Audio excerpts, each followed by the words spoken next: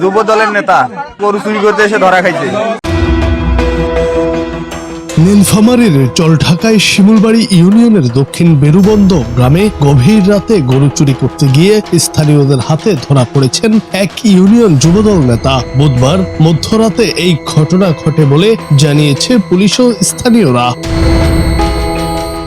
প্রত্যক্ষদর্শীরা জানান, দক্ষিণ বেরুবন্দ গ্রামের আব্দুল আজিজের বাড়ি থেকে রাতের আধারে গরু নিয়ে যাওয়ার সময় স্থানীয়রা ধাওয়া দিলে চোর চক্রের 3 জনের মধ্যে 2 জন পালিয়ে যেতে সক্ষম হলেও একজন জলপাই গাছে উঠে লুকানোর চেষ্টা করেন। পরে স্থানীয়রা তাকে গাছ থেকে নামিয়ে আটক করে জিজ্ঞাসাবাদ করেন। খবর পেয়ে আশপাশের লোকজন ঘটনাস্থলে জড়ো হন এবং তাকে পুলিশে হস্তান্তর করা হয়। আটক ব্যক্তির নাম আব্দুল বাকি। তিনি শিমুলবাড়ি ইউনিয়ন যুবদলের যুগ্ম সম্পাদক বলে জানা গেছে।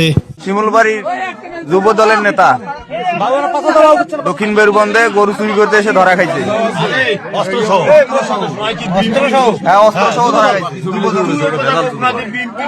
স্থানীয়দের অভিযোগ, শুধু আব্দুল বাকি নয়, শিমুলবাড়ি ইউনিয়নের আরো কয়েকজন গরু চুরির ঘটনার সঙ্গে জড়িত থাকতে পারেন। অভিযোগের পক্ষে প্রয়োজনীয় রেকর্ড ও ডকুমেন্টস তাদের হাতে রয়েছে বলেও দাবি করেন এলাকাবাসী। এদিকে জলঢাকা থানার ওসি নাজমুল আলম ঘটনার সত্যতা নিশ্চিত করেছেন। জুনায়েদ আহমেদ, বাংলা টিভি।